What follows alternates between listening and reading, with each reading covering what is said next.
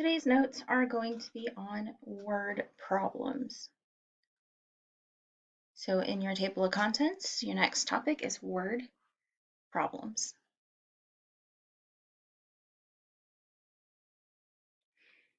Okay. All right, so I've turned to my next blank page and titled it Word Problems.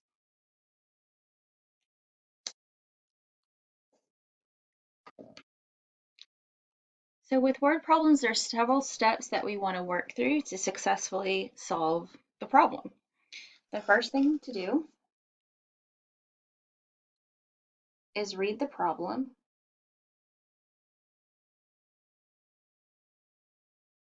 to understand.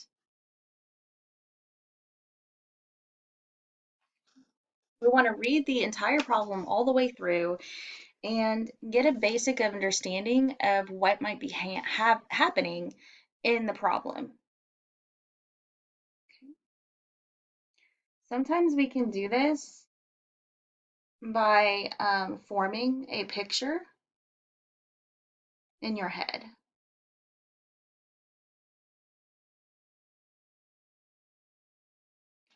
So if we can kind of visually form a picture in our head of what is happening, that sometimes helps us understand what we're trying to do here.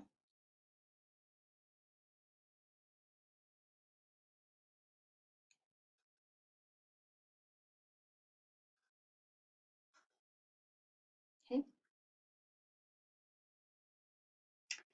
The next thing is to circle the numbers.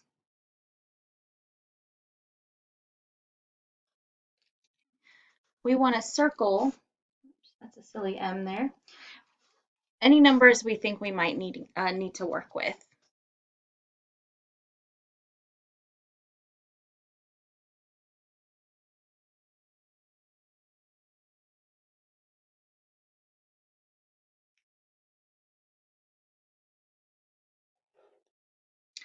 The next thing is to box the action words. Box the action words. And when I say action words, I want you to think about those keywords and phrases.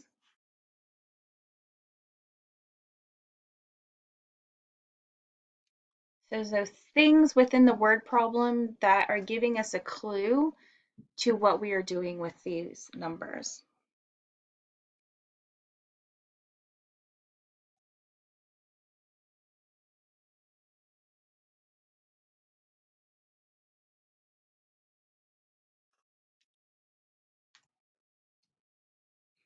The next thing is to underline the question. And I'm also going to write or questions.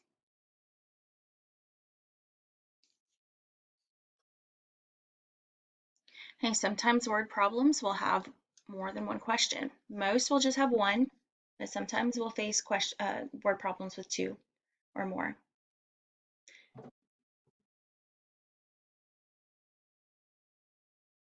Okay. The next thing is cross off or erase, I'll put erase, extra information.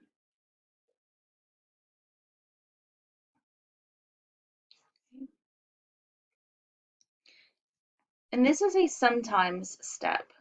So I'll put sometimes step. Not all word problems will have extra information, but sometimes they do. Sometimes they'll just throw a little something in there to confuse us about what information we're using within a word problem.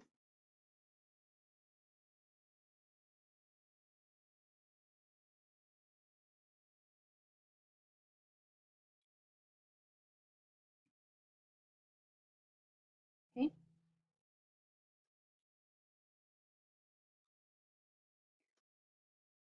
The next thing is to solve. We want to use those numbers and the action words to help us solve. And to do this, we want to think about rewriting the word problem into an equation. Okay? Using the words and those numbers inside the word problem to form an equation.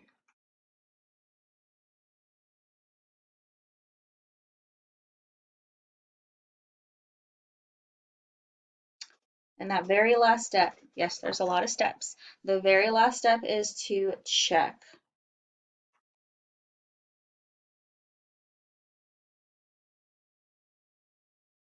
Okay? And when we check, not only are we wanting to make sure that we solved our math correctly, but we want to ask ourselves the question, did I answer the question?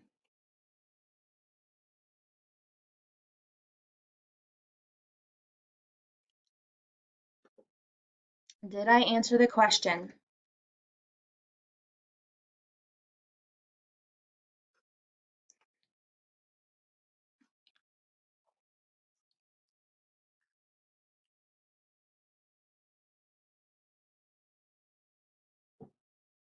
All right, so now I'm going to write a word problem at the bottom and we're going to look at it together using these steps to solve.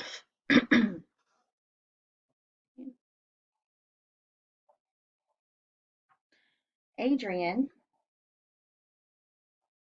has some pennies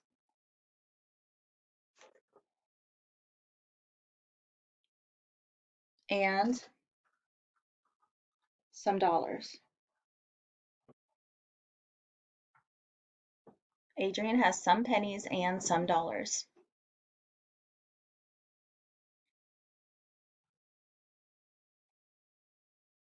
He used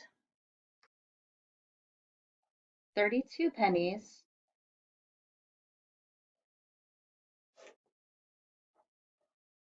to buy candy.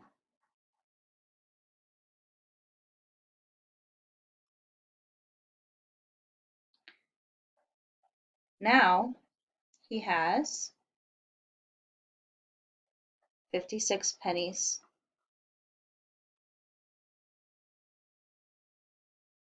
left.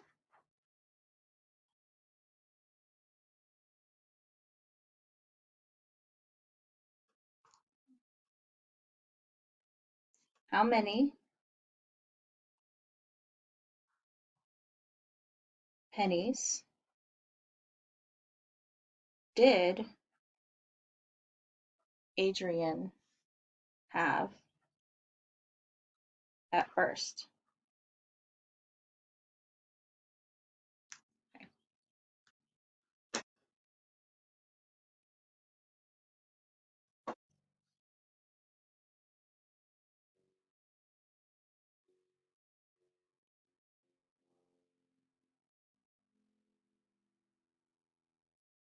So Adrian has some pennies and some dollars.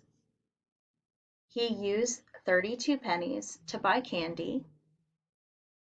Now he has 56 pennies left.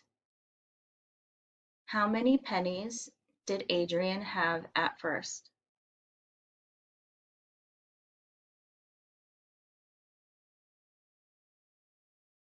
You pause the video if you need more time to write.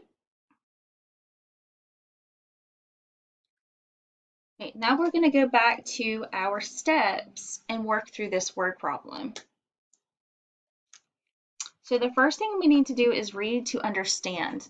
And again, I want to think about picturing in my head what is happening. So Adrian has some pennies and some dollars. Okay, so there's some money he has.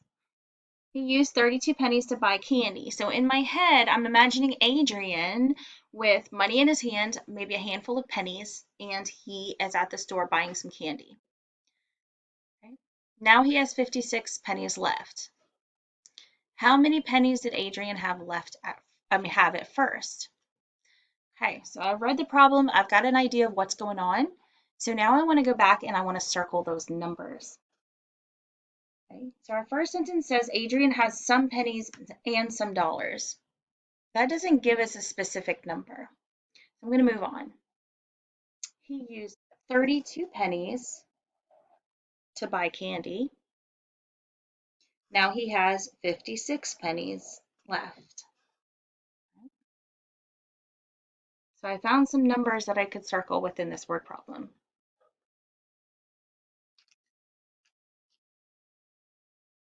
Step 3 is to box the action words.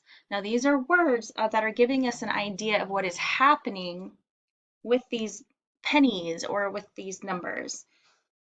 So Adrian has some pennies and some dollars. So he has something. Then down here it says he used. So he used pennies to buy candy. My next sentence says now he has so many pennies left. Notice how these words kind of give us an idea of what is happening with these pennies. He had some, he used some, now he has some left. Our next thing would be to underline the question or questions. So here's my question. How many pennies did Adrian have at first? Okay, so we really need to understand what is this question is asking us. It says, how many did he have at first? So this means that how many did he have in the beginning before he used some? Now let's see if this particular question has any extra information. And I'm going to use this by really thinking about what my question is asking me. If it's only asking me about how many pennies did Adrian have, then my first sentence that says that he has some pennies and some dollars, well, what does my question not point out here? What is it not asking me about? It's asking me about pennies, but guess what? It is not asking me about dollars.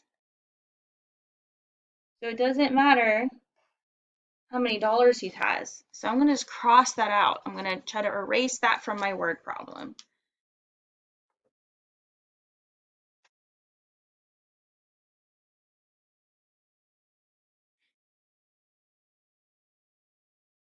All right, the next thing we're going to do is we're going to solve this. We're going to think about how I could write this into an equation. Okay.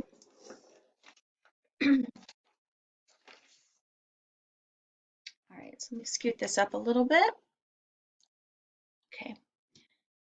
So thinking about what I would need to do here. Well, if I look at my keywords, he had some, he used some, now he has some left. This word especially, how many does he have left, tells me that he might be subtracting. So if he had some to start with, then he used some. Now this is how many he has after he used some. But be careful here. Are we subtracting? Because it doesn't tell us. It says Adrian has some pennies. So we know that he has some pennies, okay? But we don't know how much that is. Then it says he used. Well, if I'm going to take something away, I'm going to use something, give something away, okay? Then I'm probably subtracting that. He used some pennies. Okay. Then it says now he has 56 pennies left. Well, this is how many he has left over after he bought his candy. So if we think about putting this in, matching what's happening into an equation, we can see that we have a number. We're subtracting 32 from that number, and then he should have 56 left over. So there's where our equal sign is. Some pennies minus the amount he used will equal or is those 56 pennies left. Because look at her question. How many pennies did Adrian have at first? We don't know. Well, my unknown